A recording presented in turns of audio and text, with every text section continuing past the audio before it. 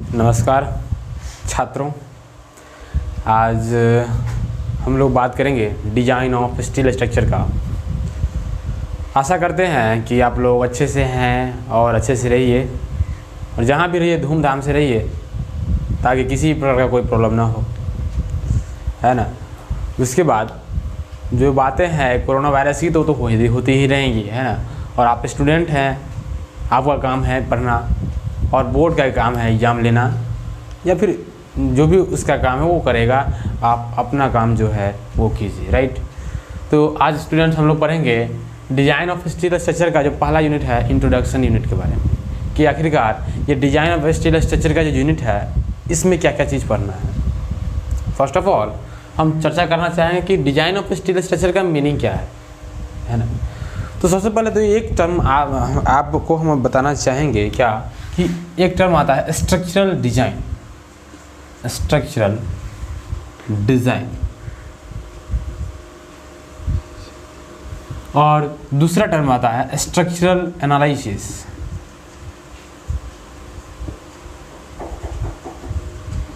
Students, these two terms are quite different, है ना। ज़्यादा डिफरेंस इसमें नहीं देखने मिलता है, थोड़ा सा डिफरेंस देखने को मिलता है।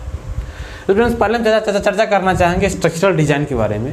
तो देखिए, कोई भी चीज़ का डिज़ाइन करने का मतलब ये होता है कि उसके साइज से रिलेटेड, उसके स्पेसिफिकेशन से रिलेटेड हम कोई काम कर रहे हैं, राइट। जैसे कि मान के चलिए ये जो मार्कर है, इस मार्कर का डिजाइनेशन का मतलब ये है कि इस मार्कर का लेंथ इतना होना चाहिए, इसकी अगर सिलेंड्रिकल शेप की है तो इसकी डायमीटर कितनी होनी चाहिए।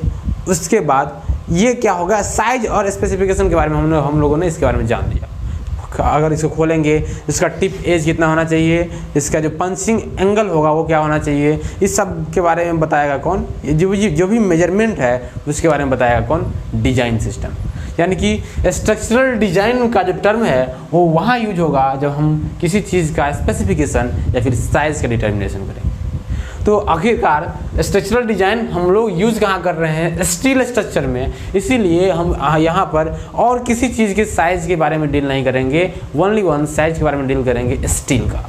जितने भी स्टील होते हैं उसके साइज़ के बारे में डील करेंगे। जैसे कि आप लोगों ने देखा होगा कि रेल की जो रेल होती है जिस पर ट्रेन चलती है वो कुछ इस टाइप की होती है ना। किस टाइप की होती है स्टूडेंट्स, इस टाइप की होती है। रेल कुछ इस टाइप की होती है। तो देख रहे हैं स्टूडेंट्स, ये कुछ इसका शेप कुछ आई की तरह है, हालांकि पूरा आई नहीं है, हो सकता है कभी पूरा आई भी हो, आपने इससे पहले रेलवे इंजीनियरिंग पढ़ रखा है ना। तो एक तरीके का ये आई सेक्शन होता है, मतलब कि आई के शेप की तरह दिख रहा था, इसीलिए इसको हम आई सेक्शन बोलेंगे। अगर मान के चलिए हमको कोई ऐसा है ना, ऐसा कोई सेक्शन डिज़ाइन करना है, मतलब ये ऐसा सेक्शन डिज़ाइन करने का मतलब ये होगा कि इसकी टोटल हाइट कितनी होगी, इसकी ये कितनी होगी, इसका बीच का थिकनेस कितना होगा। मतलब कि ओनली साइज और स्पेसिफिकेशन से अगर आप चीज़ को रिलेट करके देखिएगा और उसका डिटर्मिनेशन कीजिएगा तो वो चीज़ किस में आ जाएगी स्टूडेंट्स, स्ट्रक्चरल डिज़ाइन में आ जाएगी। नेक्स्ट वर्ड है students structural analysis. Structural analysis कहने का मतलब है कि जो आपका डिज़ाइंड स्ट्रक्चर है उसकी बिहेवियर क्या है। मतलब कि अगर मैं इस मार्कर के बारे में बात कर रहा हूँ तो इस मार्कर पर आने वाला जो लोडिंग कंडीशन है, तो ये लोड किस प्रकार से बियर कर रहा है इसके बारे में चर्चा करेंगे। इसकी बेंडिंग मोमेंट क्या है, इसकी मोमेंट ऑफ रेसिस्टेंस जो निकालेंगे वो कितना आएगा, इसके बाद इसमें कंप्रेसिव स्ट्रेंथ सहने की क्षमता है कि नहीं है और कितना है, इसका टेंसाइल स्ट्रेंथ कितना है, इन सारी चीज़ के बारे में चर्चा करेंगे। मतलब कि जो मेरा टर्म आएगा स्ट्रक्चरल एनालिसिस वो डिफरेंट लोडिंग कंडीशन के बारे में हमको बताएगा। मतलब कि जो मेरा डिज़ाइंड स्ट्रक्चर है उसको किसी न किसी अनदर सिस्टम से हम सब्जेक्ट करेंगे, और अनदर सिस्टम क्या होगा, लोड ही होगा जिसे हमको सब्जेक्ट करना है। तो लोड से सब्जेक्ट करने के बाद उसमें किस प्रकार की डिफॉर्मेशंस आ रही हैं, है ना, उसका हार्डनेस कहीं इफेक्ट तो नहीं हो रहा है ना, उसके स्टिफनेस में कोई प्रॉब्लम तो नहीं आ रही है। तो इस प्रकार की बातें की जानकारी हमको किस में मिलेगी स्टूडेंट्स, स्ट्रक्चरल एनालिसिस में, है ना। तो आप अब यहाँ से डिस्टिंग्विश कर सकते हैं इस दोनों टर्म को कि स्ट्रक्चरल डिज़ाइन और स्ट्रक्चरल एनालिसिस में क्या डिफरेंस है, राइट। तो फिलहाल ये जो डिज़ाइन ऑफ स्टील स्ट्रक्चर है वो किसके साथ डील करेगा उसके बारे में हमको कुछ लिखना चाहिए। तो डिजाइन ऑफ स्टील स्ट्रक्चर लिखिए या फिर स्ट्रक्चरल डिजाइन लिखिए, बात बराबर आती है ना। कि अगर हम इसके बारे में कुछ लिखना चाहे तो लिख सकते हैं, है ना। The term structural design deals with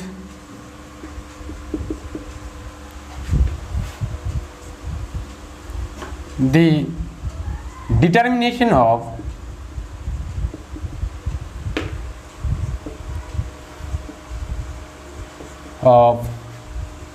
suitable size of structural member,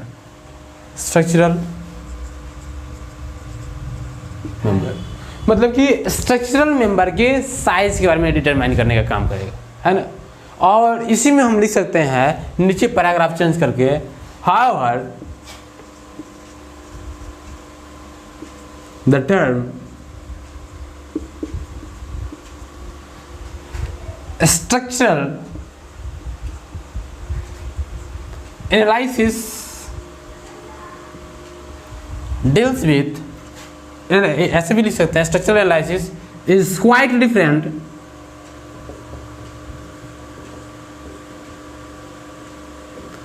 from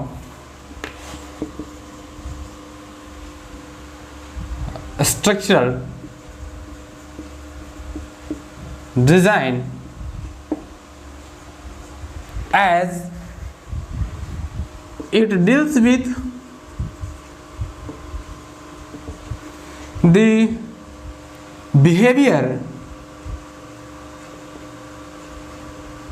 और या फिर कह सकते हैं इसी को, और serviceability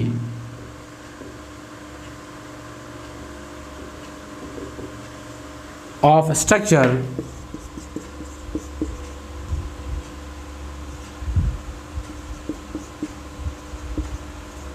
when it is subjected to any type of loading। तो स्टूडेंट्स आपको यहाँ से क्लियर हो गया होगा स्ट्रक्चरल डिजाइन और स्ट्रक्चरल एनालिसिस में क्या डिफरेंस है। स्टूडेंट्स अब थोड़ा सा बात करेंगे स्ट्रक्चरल मेंबर क्या होगा। ये जो टर्म है स्ट्रक्चरल, इसके कहने का मतलब क्या है, मतलब कि what is the meaning of structure, है ना। तो अब मतलब कि इसके लिए हम इसको अभी थोड़ा सा इरेज कर रहे हैं, राइट। तो ये टर्म था स्टूडेंट्स स्ट्रक्चरल, और स्ट्रक्चरल से ये किससे बना है स्टूडेंट्स, स्ट्रक्चर से बना है ना। उसी का एक इन लार्ज पोर्शन है, स्ट्रक्चरल एल लगा दिया गया है, तो रिलेट करने वाली बात आ गई है। लेकिन इसका जो मेन टर्म है स्टूडेंट्स क्या है, स्ट्रक्चर है। स्ट्रक्चर आखिरकार ये स्ट्रक्चर क्या होता है। तो स्टूडेंट्स है ना, आपके पास एक और पेपर है इसके अलावा, थ्योरी ऑफ स्ट्रक्चर टॉस, है ना, जो कि आप इस सेमेस्टर में 5th सेमेस्टर में पढ़ेंगे। तो उसमें भी मैंने समझाया था कि स्ट्रक्चर क्या होता है।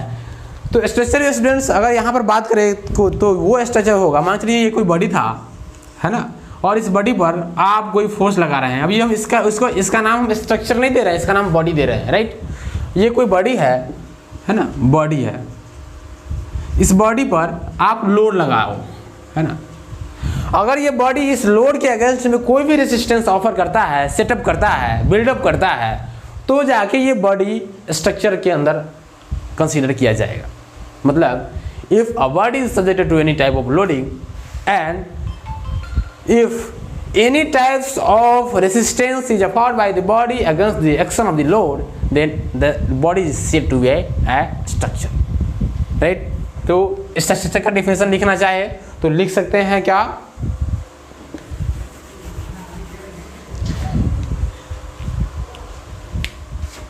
any body can be said to be a structure if it set up, if it sets up any resistance against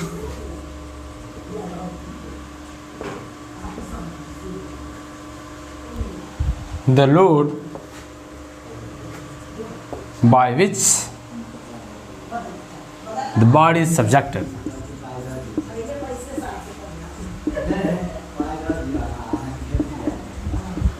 मतलब यहाँ से आपको पता चला होगा कि स्ट्रक्चर क्या है, राइट। अब स्टूडेंट्स हम बात करेंगे अगर डिजाइन ऑफ स्ट्रक्चर के बारे में, तो कुछ ना कुछ हम आईएस स्कोर के बारे में चर्चा करेंगे, जिसके बाद ग्रेड ऑफ स्टील के बारे में चर्चा करेंगे। अब स्टूडेंट्स हमको लगता है कि ये बताने की ज़रूरत नहीं है कि स्टील क्या होता है। अब जानते हैं कि जो आयरन में डिफरेंट अमाउंट में मैंगनीज, क्रोमियम, सिलिकॉन ये सब मिलाया जाता है तो जाके स्टील का फॉर्मेशन होता है, और वहाँ से डिफरेंट टाइप्स के स्टील हमको प्राप्त होते हैं, राइट। तो स्टूडेंट्स अगर चर्चा करें, इसको भी मिटा दें, चर्चा करें कि ये जो डिजाइन ऑफ स्टील स्ट्रक्चर है इसके लिए इंडियन स्टैंडर्ड क्या है, मतलब कि आईएस कोड जिसको बोलते हैं आप, उसको बोलते हैं इंडियन स्टैंडर्ड कोड। मतलब कि जो हमारे देश के एक्सपर्ट है उन्होंने क्या किया है, इसके लिए एक पैमाना तैयार किया है और उसको एक बुक में रख दिया है, और उस बुक का नाम दे दिया है कोड है, ये है ना, क्या कोड। तो इंडियन स्टैंडर्ड कोड जो इसमें स्ट्रक्चरल डिजाइन के लिए फॉलो किया जाता है उसका नाम है IS 800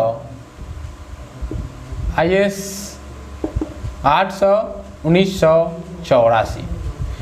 IS 800 1984 क्या करता है, डील करता है किसके साथ, डील्स विथ द जनरल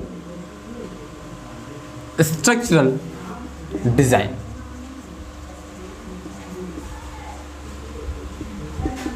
है ना। क्या करता है IS 800 1984 क्या करता है, डील करता है जनरल स्ट्रक्चरल डिजाइन के साथ। आखिरकार की कोई भी स्ट्रक्चर है उसका जनरल स्ट्रक्चरल डिजाइन क्या होगा उसके बारे में IS 800 1984 डील करता है, राइट। मतलब कि उसका स्पेसिफिकेशन क्या है, उसकी साइज क्या होगी, इस सब के बारे में डील करेगा IS 800 1984। स्टूडेंट्स IS 800 1984 सिर्फ स्पेसिफिकेशन के बारे में डील करता है, बट जो IS यहाँ पर हम लिख सकते हैं whereas IS 875 1987 जो है वो डील करता है क्या, वेरियस लोड्स के साथ, deals with various design load. तो IS 800 1987 1987 जो है क्या करेगा, वेरियस डिजाइन लोड के साथ डील करेगा, राइट। तो स्टूडेंट्स ये है IS कोड जो कि स्टील स्ट्रक्चर पढ़ने के लिए जरूरी होता है, ठीक है, आप इसको नोट कर लीजिए। नेक्स्ट वन बात आती है स्टूडेंट्स कि जो IS 800 1987 है उसमें बहुत सारा वर्जन है, उसमें बहुत सारा क्या है, पार्ट है। तो उसके बारे में हम चर्चा करना चाहेंगे कि IS इसके 5 पार्ट्स होते हैं, है ना। IS 875 है ना 1987 जो है इसके साथ कितने पार्ट होते हैं, पार्ट 1, सेम चीज का पार्ट 2, है ना। उसके बाद पार्ट 3, उसके बाद पार्ट 4। तो स्टूडेंट्स ये पार्ट 1 जो होता है वो डेड लोड के साथ डील करता है, किसके साथ, डेड लोड के साथ। पार्ट 2 जो होता है IS 875 1987 का वो डील करता है लाइव लोड के साथ। स्टूडेंट्स पार्ट 3 जो होता है वो डील करता है वाइंड लोड के साथ, और ये जो 4th वन है वो डील करता है स्नो लोड के साथ,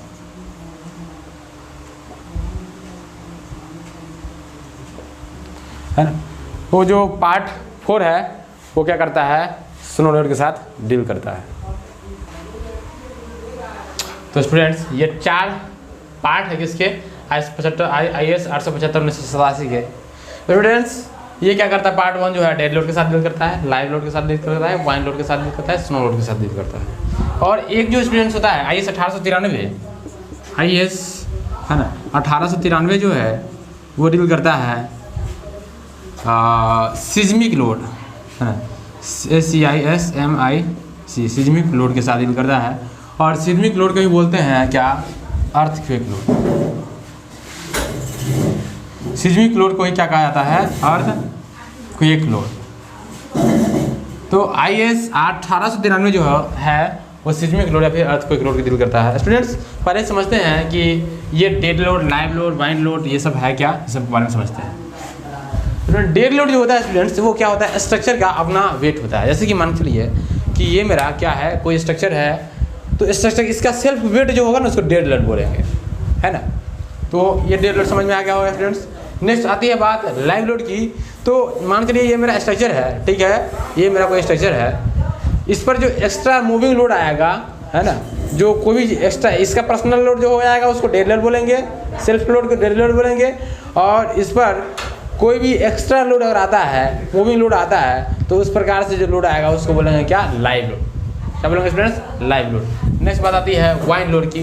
तो आप जानते हैं कि कोई भी स्ट्रक्चर मान लीजिए ये चिमनी है, क्या है, ये चिमनी है, ठीक है, ये चिमनी है। तो जब हवाएं चलती है तो किस प्रकार के पैटर्न में चलेगी, तो क्या करेगी, इस चिमनी के लेटरल साइड्स पर प्रेशर डालेंगी, तो इस प्रकार से हवाओं के द्वारा भी लोड इस पर पड़ेगा, बिल्कुल पड़ेगा। क्यों नहीं पड़ेगा, क्योंकि ये जो हवाएं चल रही है वो इसके फेस से कनेक्ट होंगी और उसके बाद इस पर प्रेशर आएंगी, और दैट इज वाई यहाँ पर इसको एक ये महसूस होगा कि हमारे ऊपर लोडिंग आ रहा है ना।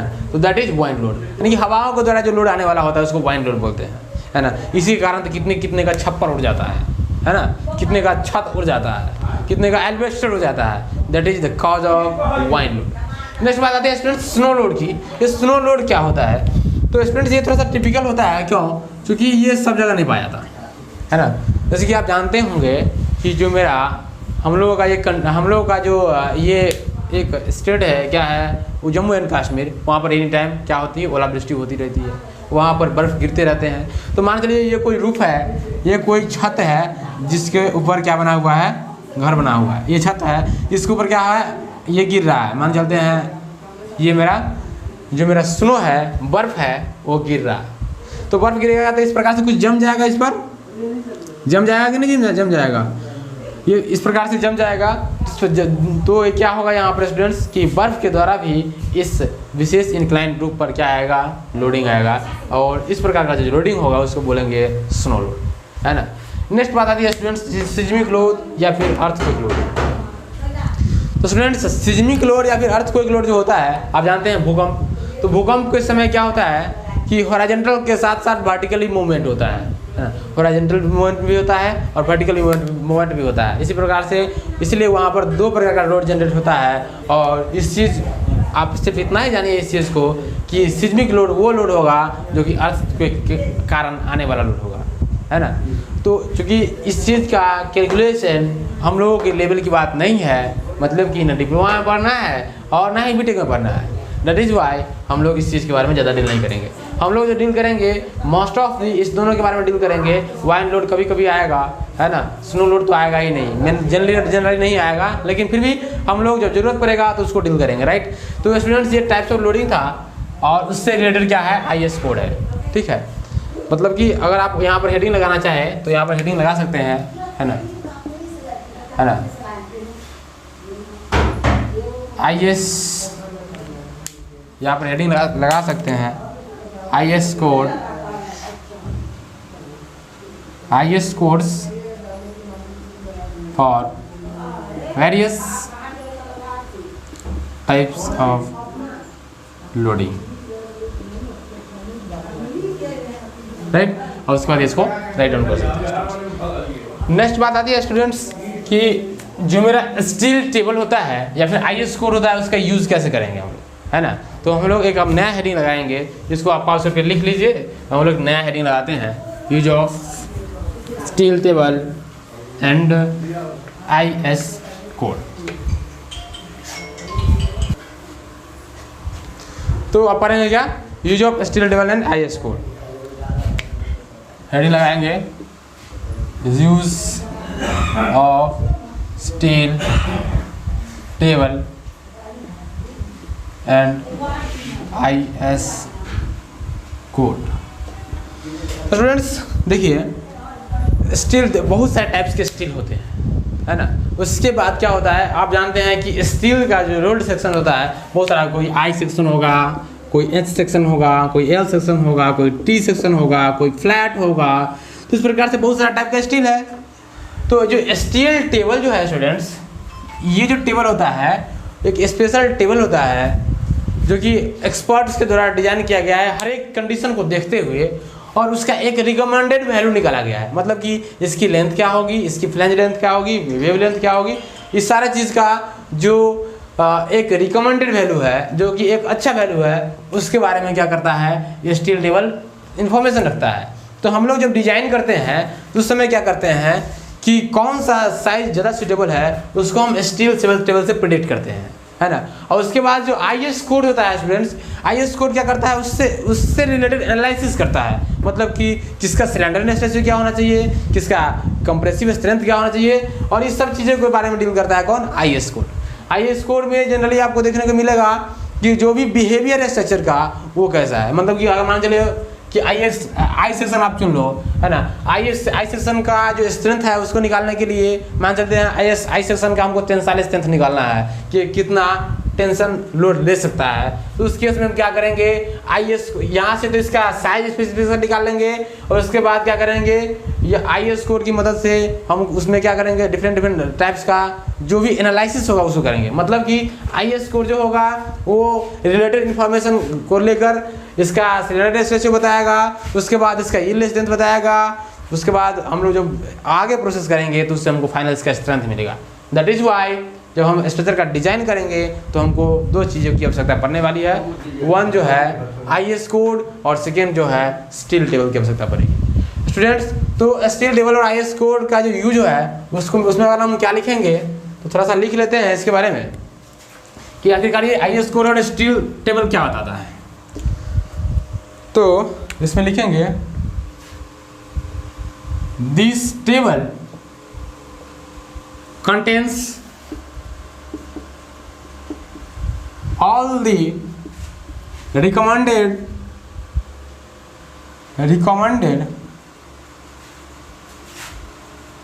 values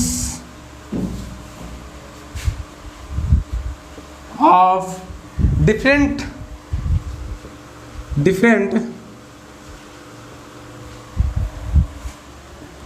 types of rolled steel section to be used in construction। मतलब कि ये जो है कंस्ट्रक्शन, तो ये जो है क्या करता है, बहुत सारा रिकमेंडेड वैल्यू रखता है किसका, डिफरेंट साइज का स्पेसिफिकेशन का। तो डिफरेंट जो types of rolled steel sections होगा उसका एक रिकमेंडेड वैल्यू रखेगा। मतलब कि उसके साइज का, उसका फ्लैंज विड्थ क्या होना चाहिए, उसका वेव कैसा होना चाहिए, वो सारा चीज़ का है ना इन्फॉर्मेशन ये टेबल रखता है ना। तो हम यहाँ से फिर लिखेंगे so this table is used to find out the data like किसी का अगर मोमेंट ऑफ इनर्शिया चाहिए तो भी IS कोड से ये स्टील टेबल से निकालेगा। मोमेंट ऑफ इनर्शिया हो गया, है ना। साइज चाहिए तो भी IS कोड से निकालेगा। साइज के अलावा अगर रेडियस ऑफ जायरेशन चाहिए, है ना, रेडियस ऑफ जायरेशन, ये सब चीज़ क्या कहाँ से निकालेगा, ये स्टील टेबल से निकालेगा। रेडियस ऑफ जायरेशन चाहिए तो भी स्टील टेबल से निकालेगा, और इसके रिगार्डिंग बहुत सारी इन्फॉर्मेशन जो कि स्टील टेबल में दिया हुआ रहता है वो सब निकालेगा, है ना, एटसेट्रा। तो इस प्रकार से ये जो होता है ये टेबल फाइंड आउट करने में moment of inertia, size, radius of gyration etcetera use किया जाता है। ठीक है, तो स्टूडेंट्स ये टेबल हो गया। और वाई आई एस कोड की बात होती है एंड यहाँ से लिखेंगे whereas I S code is used to find out the analysis regarding the selected size parameters।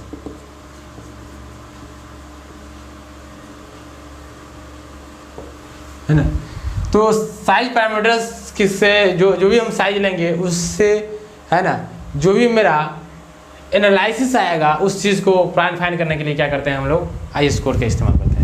फिर स्टूडेंट्स एनालिसिस का यूज है, तो आपको यहाँ पर घबराना नहीं है, क्योंकि हम शुरू में ही बता दिए हैं स्ट्रक्चरल डिजाइन और स्ट्रक्चरल एनालिसिस का क्या मतलब होता है। तो एनालिसिस का मतलब होता है क्या, उसमें डिफरेंट टाइप्स का अगर लोड है तो उस लोड के कारण उसमें आने वाला बेंडिंग मोमेंट वगैरह क्या है, उसकी स्ट्रेंथ क्या होगी, सब चीज़ को निकालने के लिए हम इसका इस्तेमाल करते हैं स्टूडेंट्स।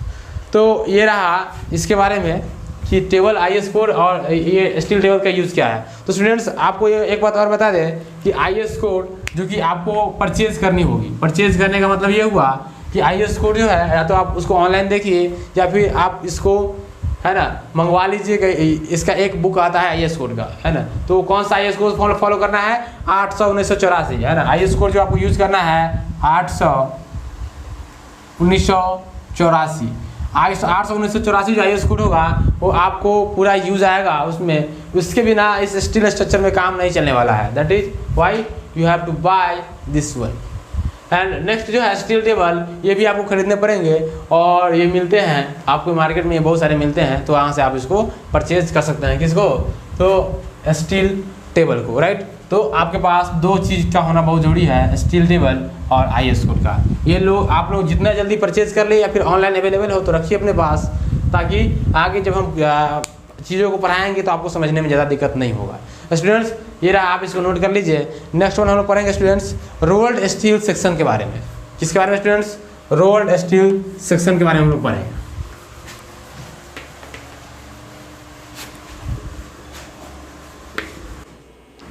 तो स्टूडेंट्स ये जो है रोल्ड स्टील सेक्शन के बारे में हम लोग पढ़ेंगे कि रोल्ड स्टील सेक्शन क्या है। तो रोल्ड स्टील सेक्शन जो होता है स्टूडेंट्स, वो क्या किया जाता है स्टूडेंट्स, जो भी स्ट्रक्चर, जो भी सेक्शन हम लोग यूज़ करते हैं, है ना, स्ट्रक्चर में, उसको क्या बोलते हैं स्टूडेंट्स, रोल्ड स्टील सेक्शन बोलते हैं। तो रोल्ड स्टील सेक्शन जो होगा क्या होगा, इसके बारे में कुछ नहीं बताएंगे, है ना। तो लिखेंगे these are the structural, these are the steel member, steel sections लिखिए, which is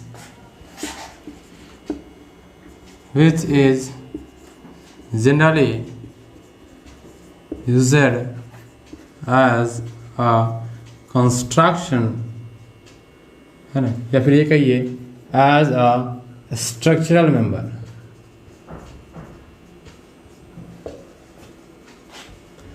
है ना।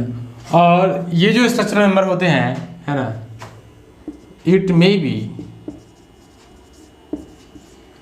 ऑफ फॉलोइंग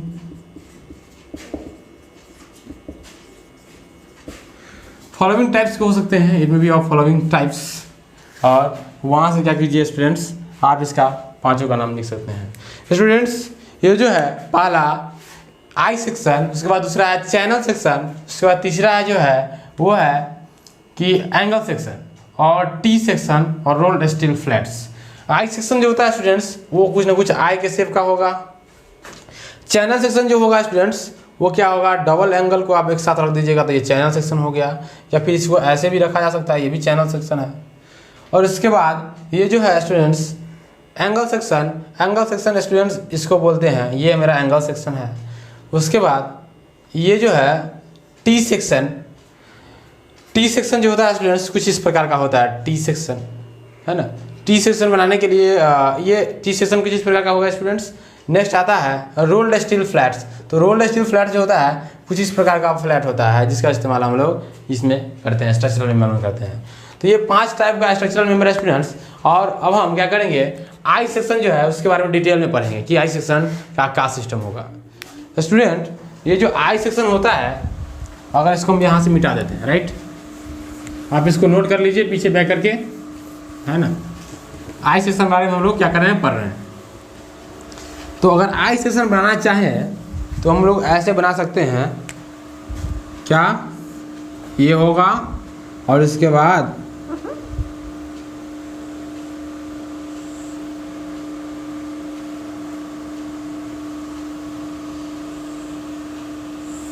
ये क्या है स्टूडेंट्स, आई सेक्शन है। आई सेक्शन में जो स्टूडेंट्स ये जो सिस्टम होता है इसको आप बोलते हैं वेब। क्या बोलते हैं, वेब बोलिए या फिर इसको बोलिए रिब, है ना। वेब बोलिए या फिर रिब बोलिए।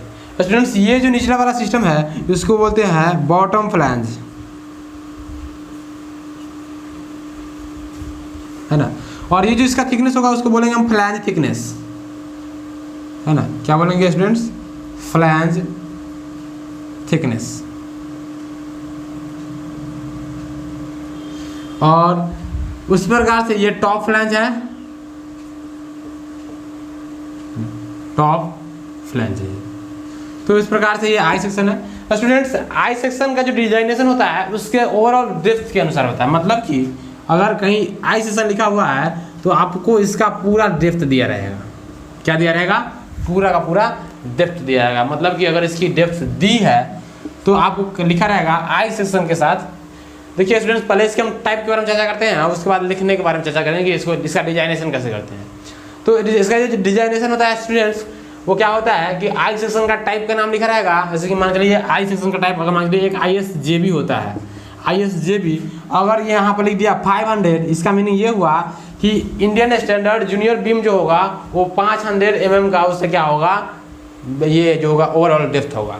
तो स्टूडेंट्स ये जो आई सेक्शन है उसका इस्तेमाल जनरली बीम में किया जाता है, बीम के रूप में किया जाता है। किसके रूप में स्टूडेंट्स, बीम के रूप में। तो ये जो है ISJB इसी प्रकार से और सारे चीज़ है। मतलब कि ये डिजाइनेशन आप समझिए, डिजाइनेशन में समझना ये है कि ये पहला क्या है, टाइप है कि किस प्रकार का वो सेक्शन है, आई सेक्शन का कौन सा टाइप है। और ये जो फॉलोवेड हो रहा है 500 से, इसका मतलब है ये 500 क्या है, इसका ओवरऑल डेप्थ है ना। ओवरऑल डेप्थ है ये, ठीक है। तो आई सेक्शन का टाइप उसके बाद उसका अगर डेप्थ लिख दिया जाए तो इस प्रकार से इसका डिजाइनेशन होता है। डेट इज भाई हम लोगों ने क्या लिखा, ISJB 500, ठीक है। मतलब कि अगर कोई पूछे कि आई सेक्शन का डिजाइनेशन कैसे होता है तो कहेंगे the I section is designed by their name and followed by the overall depth, है ना। By their name and followed by the overall depth. तो इससे ये समझ में आया स्टूडेंट्स। आई सेक्शन के बारे में कुछ और जानकारी चाहिए तो ये जो स्टूडेंट्स होगा उसको हम कहेंगे थिकनेस ऑफ वेव, TW, है ना। इसको बोलते हैं थिकनेस ऑफ फ्लैंज को बोलते हैं TF। क्या बोलेंगे इसको, थिकनेस ऑफ, या फिर ये लिखिए वेव थिकनेस, वेव थिकनेस।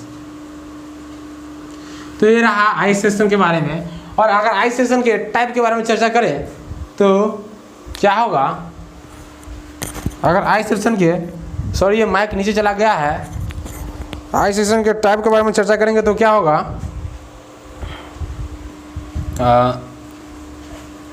इसका जो पहला टाइप होता है इसको भी हम इरेज कर रहे हैं, ठीक है, ताकि हमको कुछ लिखने की आवश्यकता पड़ेगी तो हम वहाँ पर लिख सकें। आप आई सेक्शन लिख करके, है ना, वहाँ पर लिखिएगा आई सेक्शन इज, है ना, it is generally used as a beam, है ना, और उसको लिखिएगा and is designed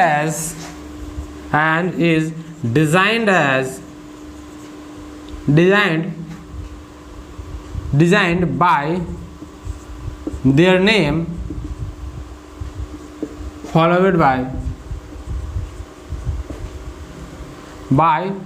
there name, यहाँ पर देखिए name, by their name followed by the overall depth. मतलब कि वो जो मेरा आई सेक्शन कुछ इस प्रकार का था, इस आई सेक्शन का जो पूरा डेप्थ होगा अगर 500 है तो टाइप का नाम लिखिए ISJB, है ना।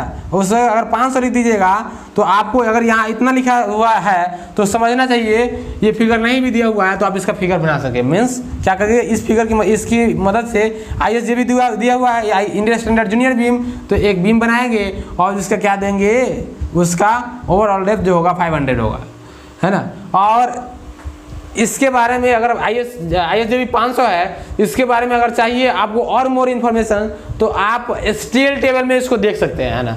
स्टील टेबल में सबसेक्शंस के बारे में पूरा सबसेक्शन दिया हुआ है। मतलब कि स्टील टेबल में आपका इसका रेडियस ऑफ जाइरेशन मिल जाएगा, स्टील टेबल में आपका इसका जो है ये फ्लैंज थिकनेस है वो मिल जाएगा, ओवरऑल डेप्थ तो दिया ही हुआ है और वेव थिकनेस भी मिल जाएगा।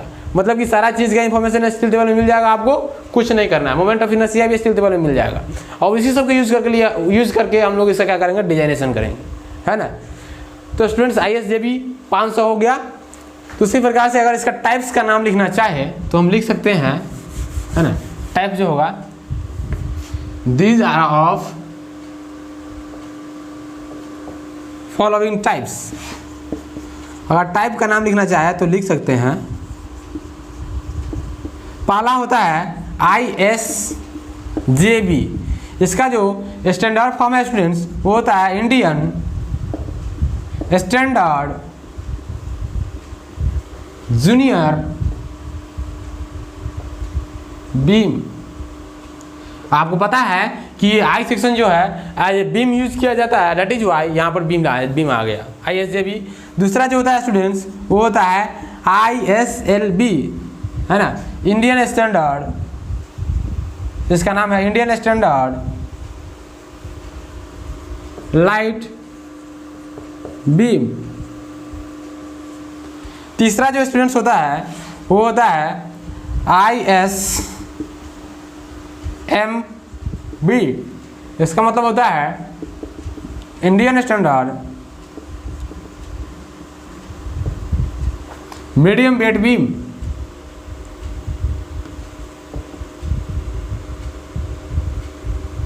Indian standard medium wait beam. चौथा जो होता है स्टूडेंट्स वो होता है ISWB। इसका मतलब होता है Indian standard wide flange beam. और जो नेक्स्ट होता है स्टूडेंट्स इसका टाइप वो होता है ISCS, इंडियन स्टैंडर्ड, है ना, इंडियन स्टैंडर्ड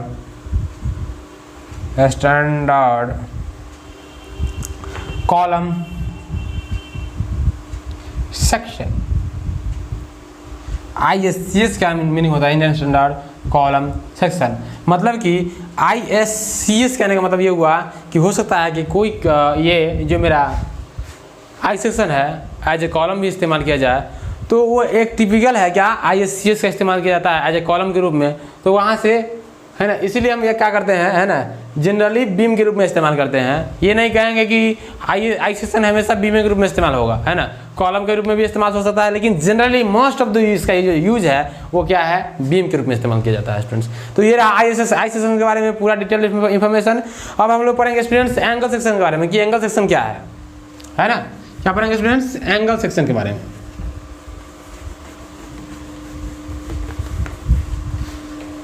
तो एंगल सेक्शन का कुछ भी जो कंसेप्ट है उसमें भी ज़्यादा डिफरेंस नहीं है। हम लोग पढ़ेंगे अब एंगल सेक्शन के बारे में, rolled steel angle section. Students इस सब का जो डिजाइनेशन है वो याद रखना बहुत बेहतर, बहुत ज़रूरी होता है। तो क्या पढ़ेंगे स्टूडेंट्स अभी हम एंगल सेक्शन। सेकेंड वन था एंगल सेक्शन, एंगल सेक्शन कहिए या फिर इसको एल सेक्शन कहिए। तो एंगल सेक्शन जो होता है स्टूडेंट्स कुछ इस प्रकार से होता है, इसका जब फिगर बनाना चाहे तो कुछ इस प्रकार के होता है ना। एंगल सेक्शन जो होगा कुछ इस प्रकार का होगा, है ना। ये एंगल सेक्शन है जिसमें इसको बोलते हैं हम लेग। क्या बोलते हैं स्टूडेंट्स? लेग, है ना। और ये क्या है स्टूडेंट्स? लेग का थिकनेस है ना। और ये भी क्या है? लेग है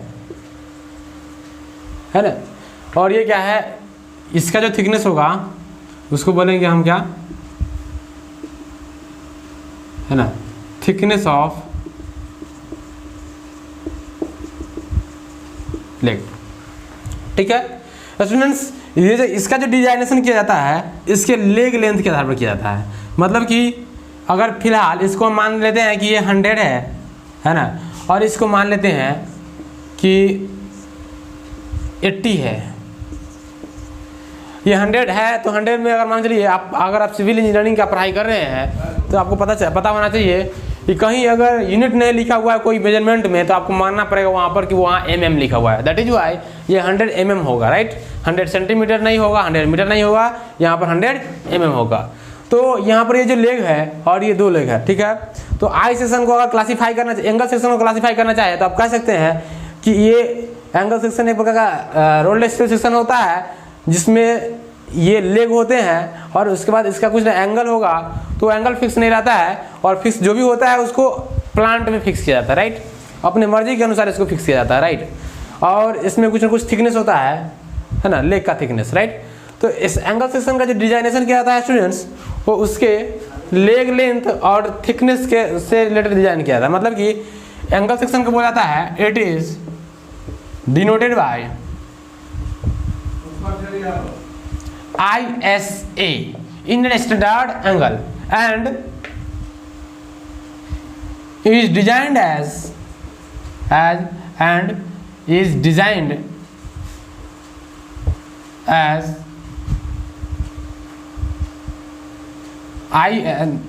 the name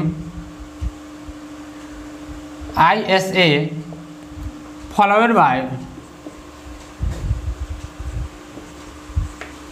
length of each leg and thickness of the leg। मतलब कि जो मेरा ये जो मेरा एल सेक्शन है, एल सेक्शन का जो लेग होगा, हम अगर मान चलिए इसको हमको लिखना है कि इसका डिजाइनेशन कैसे करेंगे, ये जो है इस फिगर इसका डिजाइनेशन कैसे करेंगे। मान के चलते हैं कि इसका थिकनेस अगर मान चलते हैं यहाँ पर 10 mm का है तो इसका डिजाइनेशन होगा इंडियन स्टैंडर्ड एंगल यानी कि ISA फॉलोड बाय क्या है, लेंथ ऑफ ईच लेग। मतलब कि लेंथ ऑफ इसका ये 100 है, ISA 100 मल्टीप्लाइड बाय दूसरा लेग क्या है 80 मल्टीप्लाइड बाय इसका वेब थिकनेस, इसका थिकनेस क्या है 10। तो कहा जा सकता है कि IS 100 × 80 × 10 लिखने का मतलब क्या होगा, ये होगा। मैंने क्या कहा मेरा जो ये है एंगल सेक्शन का नाम लिख दिया मैंने ISA। नाम लिखने के बाद क्या किया मैंने, उसका लेंथ दे दिया एक लेग का, दूसरे लेग का लेंथ दे दिया और इसके बाद उसका जो थिकनेस है वो दे दिया। स्टूडेंट्स किसी भी प्रकार के केस में आई सेक्शन, ये जो मेरा एंगल सेक्शन है उसका जो thickness of both leg equal होगा। हर एक केस में ये जो थिकनेस होगा क्या होगा, ये भी अगर टी है तो ये भी टी होगा, है ना। ये आप समझिए, ठीक है। मतलब कि ये लेग का थिकनेस और ये लेग का थिकनेस आपस में क्या होगा, बराबर होगा। तो इस प्रकार से ये हो गया स्टूडेंट्स डिजाइनेशन। अगर मान चलिए स्टूडेंट्स ये 80 ना होकर 100 रहता तो हम क्या लिखते, हम लिखते ISA Indian standard angle 100 multiplied by 100 multiplied by, अगर इसका थिकनेस 10 था तो 10 लिख दिए। मतलब कि इसका डिजाइनेशन कर रहे हैं, राइट। तो आप स्टूडेंट्स यहाँ पर एक चीज़ और देख रहे होंगे कि अगर एंगल सेक्शन के टाइप्स के बारे में विचार करें तो दो ही चीज़ हमको अलग अलग नज़र आती है। एक ये हो सकता है कि दोनों लेग लेंथ सेम हो, है ना, जो नीचे वाला लेग है और ऊपर वाला लेग है, दोनों का लेग लेंथ सेम हो, है ना। तो जब लेग लेंथ सेम होगा तो जो टाइप बनेगा उसका नाम आएगा स्टूडेंट्स, पहला का इक्वल एंगल। अगर लेग लेंथ सेम है, मतलब कि अगर ये 100 का है, भी 100 का है, तो इस प्रकार के एंगल सिस्टम को बोलेंगे क्या, इंडियन स्टैंडर्ड इक्वल एंगल। क्या बोलेंगे, Indian standard equal angle. Next बात आती है कि ये जो मेरा एंगल सेक्शन है, अगर इस एंगल सेक्शन का दोनों लेग सेम नहीं है, मतलब कि ये 100 का है, ये 80 का है, मतलब कि in the case of in this condition क्या हो जाएगा, यहाँ पर लेग लेंथ डिफरेंट है, दैट इज वाई ये इंडियन स्टैंडर्ड अनइक्वल एंगल होगा। क्या होगा, अनइक्वल एंगल। और यही दो टाइप होता है एंगल सेक्शन का, है ना। तो आप कैसे लिखेंगे, एंगल सेक्शन लिखिए, एंगल सेक्शन के बाद ये लिख लीजिए और लिखिए यहाँ पर these are of 2 types, equal angle and unequal angle on the basis of leg length, है ना। तो इक्वल एंगल में क्या लिखेंगे, हैविंग बोथ लेग इक्वल, और इसमें अनइक्वल एंगल में लिखेंगे क्या, having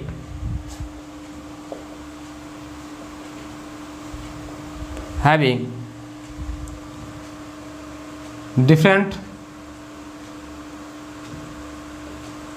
length of each leg.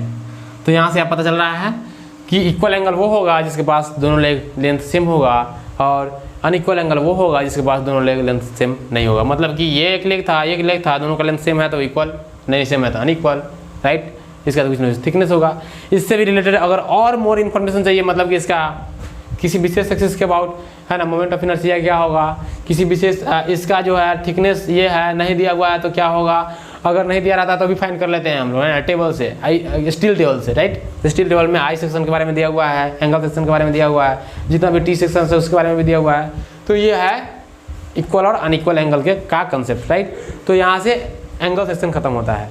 तो स्टूडेंट्स, नेक्स्ट जो बात आती है एंगल सेक्शन के बाद टी सेक्शन का, और उसके बाद बात आएंगी किसका, तो टी सेक्शन के बाद जो भी आएंगे हम उसको देखेंगे, ठीक है। तो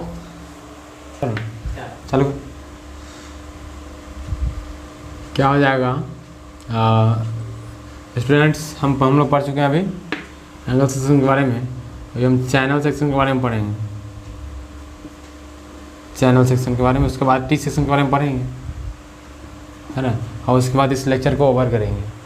तो पहला है, इसमें आ गया क्या, चैनल सेक्शन। चैनल सेक्शन क्या होता है स्टूडेंट्स, कि हॉरिजॉन्टल मेंबर और वर्टिकल मेंबर का एक प्रकार का कॉम्बिनेशन होता है। आप इसको देखना चाहे तो ऐसे देख सकते हैं। ये चैनल सेक्शन होगा स्टूडेंट्स कुछ इस प्रकार का होगा, है ना, कुछ इस प्रकार का होगा ये चैनल।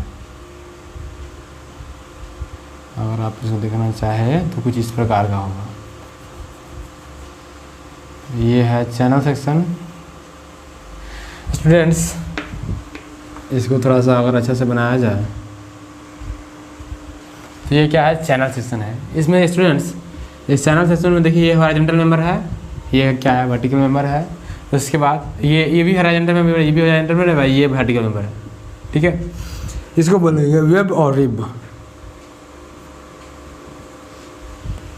ठीक है स्टूडेंट्स। ये जो होता है इसको बोलते हैं बॉटम फ्लैंज, इसको स्टूडेंट्स क्या बोलते हैं, बॉटम फ्लैंज। और इसके अलावा ये जो है उसको बोलेंगे top flange.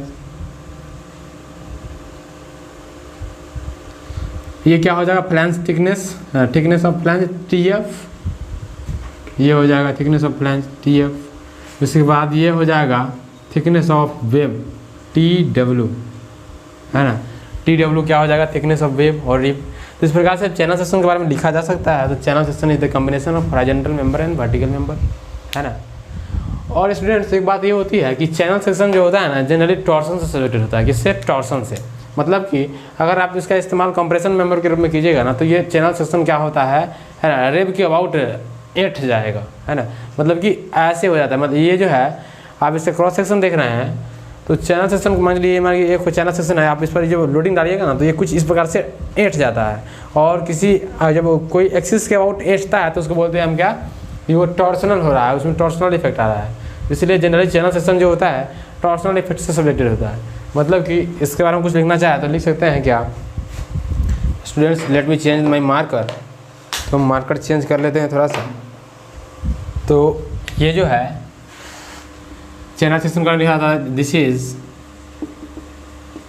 The combination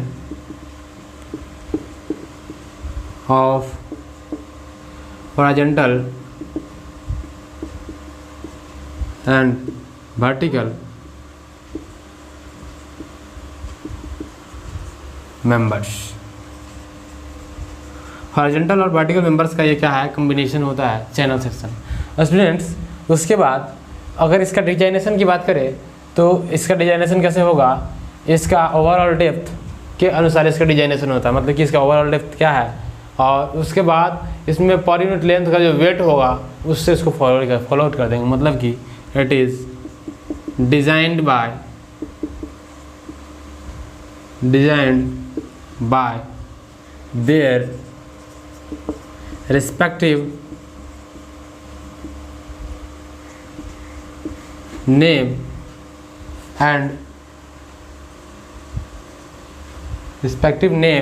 and followed with respective name, और यहाँ से एंड को हटा दीजिए, नेम यहाँ लिखिए, followed with overall depth and weight per unit length. मतलब कि चैनल सेक्शन का डिजाइनेशन कुछ इस प्रकार से रहेगा। ये मान चलिए इस चैनल सेक्शन का टाइप डिफरेंट टाइप का चैनल होता है, तो उसका टाइप का नाम लिख देंगे, उसके बाद उसका ओवरऑल डेप्थ लिख देंगे, और उसके बाद मल्टीप्लिकेशन के फॉर्म में लिख देंगे क्या, इसका जो वेट होगा वो। मतलब कि अगर मान चलिए कि इसका ओवरऑल डेप्थ 500 है, 500, तो क्या लिखिए आप, अगर ये मान चलिए कोई गेट चैनल है तो इसे लिखिए ISGC, इसका नाम हो गया ISGC, क्या है बताएंगे अभी, ISGC Indian standard gate channel है ना। उसके बाद यहाँ पर लिख दीजिएगा 500 एट द रेट ऑफ, है ना। अब क्या है इसका मान चलिए यूनिट वेट किस, इसका पर यूनिट लेंथ में जो वेट होगा, मान चलिए पर यूनिट वेट में जो लेंथ आएगा इसका मान चलिए 250 किलोमीटर है। तो इस प्रकार से इसका डिजाइनेशन किया जाएगा, है ना। 250 न्यूटन है या फिर 250 किलोमीटर है, जो भी होगा इसका पर यूनिट वेट, उसको उसके अनुसार इसको हम क्या करेंगे, डिजाइन करेंगे। तो ये इसका स्टैंडर्ड फॉर्मेट है। इसके टाइप्स के बारे में अगर चर्चा करें स्टूडेंट्स तो क्या होगा, इसके टाइप्स के बारे में चर्चा करेंगे तो इंडियन स्टैंडर्ड चैनल जो है इसके बारे में, इसके टाइप्स के बारे में चर्चा करें तो आता है पहला नाम ISGC का, ISGC इसका फुल फॉर्म होता है इंडियन स्टैंडर्ड, है ना, इंडियन स्टैंडर्ड गेट चैनल। उसके बाद आता है ISJC का नाम, GC लिखना था तो GS लिख दिए, GC लिख दिए। उसके बाद ISJC का नाम आता है, वो इंडियन स्टैंडर्ड, है ना, जूनियर चैनल होता है, इंडियन स्टैंडर्ड जूनियर चैनल होता है। उसके बाद तीसरा नाम आता है स्टूडेंट्स ISLC का, ISLC का। तो ये जो होता है इंडियन स्टैंडर्ड लाइट चैनल होता है। क्या होता है स्टूडेंट्स, लाइट चैनल, है ना। उसके बाद स्टूडेंट्स चौथा नाम आता है ISMC का, ISMC इसका फुल फॉर्म होता है student Indian standard medium wait channel, medium wait channel with sloping flange. ये टाइप्स है ना, Indian standard medium wait channel with sloping flange. Next आता है पांचवा जो टाइप है इसका, वो आता है ISMCP, है ना। इसका जो मीनिंग होता है Indian standard medium wait channel with parallel flange. तो इस प्रकार से ये टाइप होता है 5 किसका, ये चैनल सेक्शन का।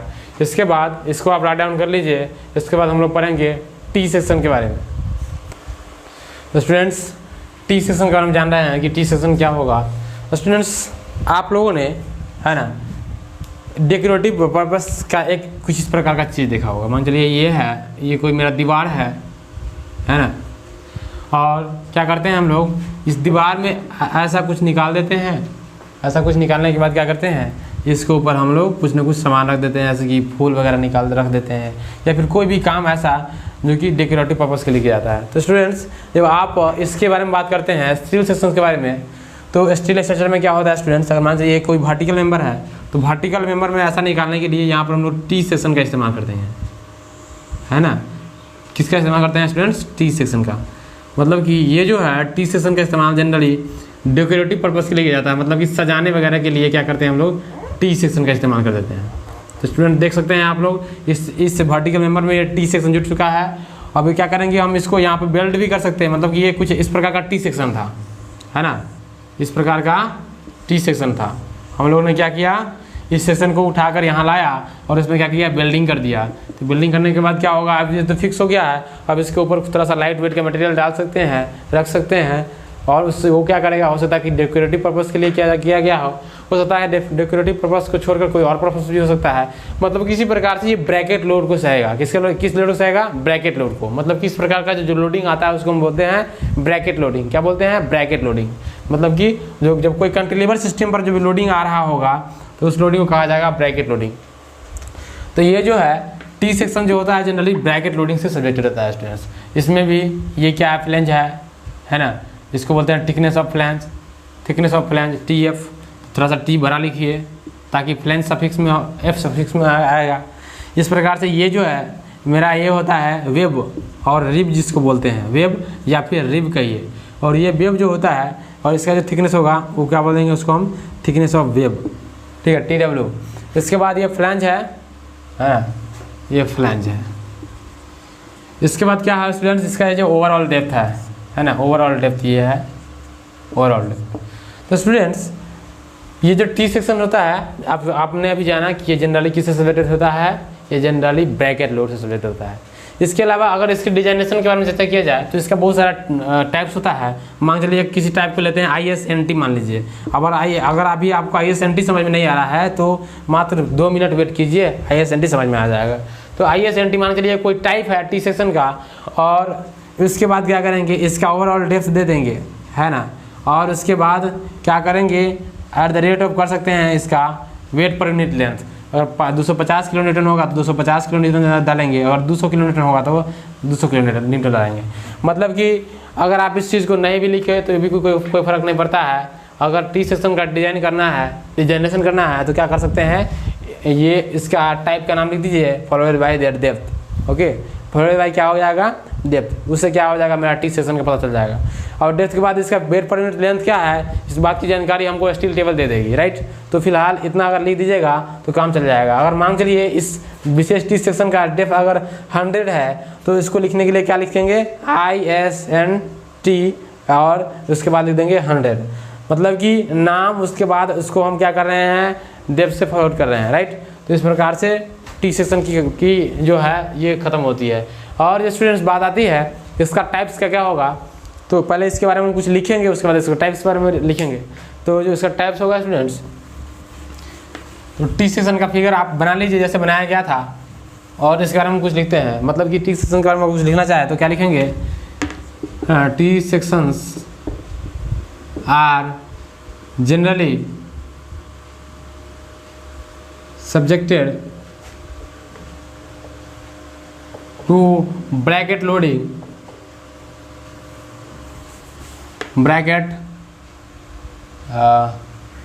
subject to bracket, BRACKET, bracket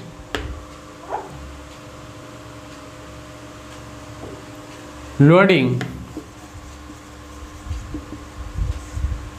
है ना, and is designed, है ना, by their respective एब्रेविएशन कहिए, ABBREVIATION एब्रेविएशन, followed by overall depth. मतलब कि जो टी सेशन होता है रिस्पेक्टिव एब्रेविएशन करने का मतलब जो टाइप का नाम है, जैसे कि ISNT होगा, जो भी होगा तो उस टाइप का नाम होगा, उसके बाद क्या करेंगे, ओवरऑल डेप्थ लिखेंगे, है ना।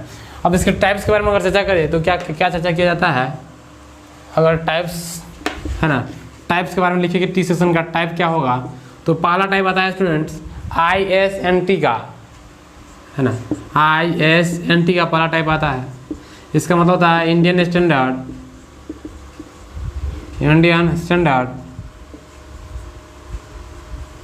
नॉर्मल टी बार्स, पहला। फिर इस प्रकार से अगर दूसरा आएगा तो आ गया इसमें ISDT की बात।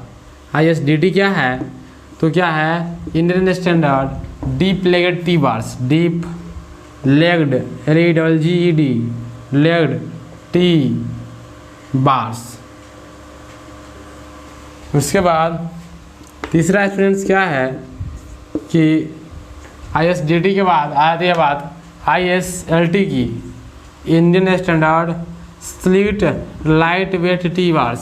इसमें इसका मीनिंग क्या होगा, Indian standard slit light weight, slit के बाद लाइट वेट टी बार्स। उसके बाद जो नेक्स्ट बात आती है स्टूडेंट्स फोर्थ वन की, तो फोर्थ वन जो है ISMT होता है। इसका मतलब होता है कि Indian standard slit medium wait T bars, है ना, Indian standard slit medium wait T bars. Next one आता है स्टूडेंट्स पांचवा का नाम होता है ISHT।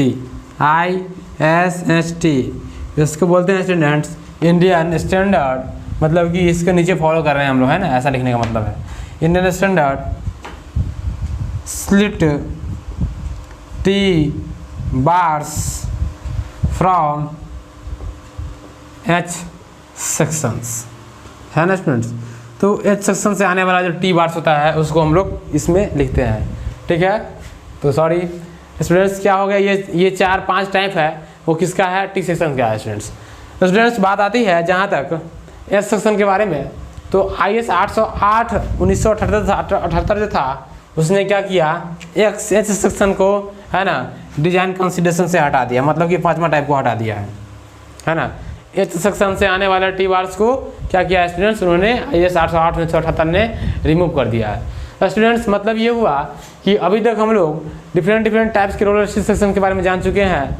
आज का जो लेक्चर रहा वो कुछ इस प्रकार का रहा। अगर आने वाले लेक्चर्स में स्टूडेंट्स हम लोग क्या जानेंगे कि जो मेरा स्ट्रक्चरल स्टील होगा उसका एडवांटेज और डिसएडवांटेज क्या है। उसके बाद थोड़ा सा हम लोग देखेंगे कि माइल्ड स्टील का स्ट्रेस स्ट्रेन कर्व क्या होता है, और उससे रिलेटेड हम लोग ग्रेडिंग ऑफ स्टील पढ़ेंगे। और उसके बाद स्टूडेंट्स हम लोग क्या करेंगे कि सिलेक्शन क्राइटेरिया देख करके इस यूनिट जो होगा, ये यूनिट, इसको हम लोग कवर करेंगे स्टूडेंट्स। तो आशा करते हैं कि आप लोगों को पूरा समझ में आया होगा स्टूडेंट्स। एक बार फिर से हम एक बात को दोहराना चाहेंगे, वो जो था फर्स्ट में लिखे थे वो जो था फर्स्ट में स्ट्रक्चरल एनालिसिस और स्ट्रक्चरल डिज़ाइन के बारे में लिखे थे। तो वो जो डिज़ाइन वाला पार्ट होगा वो सिर्फ और सिर्फ साइज़ के बारे में डील करेगा, स्पेसिफिकेशन के बारे में डील कर रहा है, मैं बार बार कह रहा हूँ, राइट। और जो एनालिसिस की बात होती है स्टूडेंट्स, तो वो डील करता है किसके बारे में, तो वो उसके बिहेवियर के बारे में डील करता है। मान चलिए कि ये मार्कर के उसके उदाहरण लेकर हम समझाए थे कि मार्कर है और इस मार्कर पर कोई लोडिंग डालेंगे तो मार्कर बना कैसे है, कितना mm का साइज है, कितना इसका हाइट है, कितना इसका विड्थ है, ये सब देखने के लिए डिजाइन की बात होती है। लेकिन इसका स्ट्रेंथ, इसका ये लोडिंग के अगेंस्ट इसका रेसिस्टेंस, ये सब देखने के लिए एनालिसिस की बात होती है, ठीक है। तो इसीलिए दोनों टर्म थोड़ा डिफरेंट है और आपको इसीलिए एक पेपर पढ़ाया जाता है टॉस, थ्योरी ऑफ स्ट्रक्चर, है ना। तो वहाँ से आप लोग स्ट्रक्चरल, उसको इसी को बोला जाता है, थ्योरी ऑफ स्ट्रक्चर को भी कह सकते हैं स्ट्रक्चरल एनालिसिस, है ना। तो वहाँ से ज़्यादा क्लियर होगा स्टूडेंट्स। तो हम लोग पढ़ रहे हैं अभी ये क्या, डिजाइन ऑफ स्टील स्ट्रक्चर। आने वाले लेक्चर्स में फिर मिलेंगे, बने रहिए मेरे साथ, ठीक है। धन्यवाद।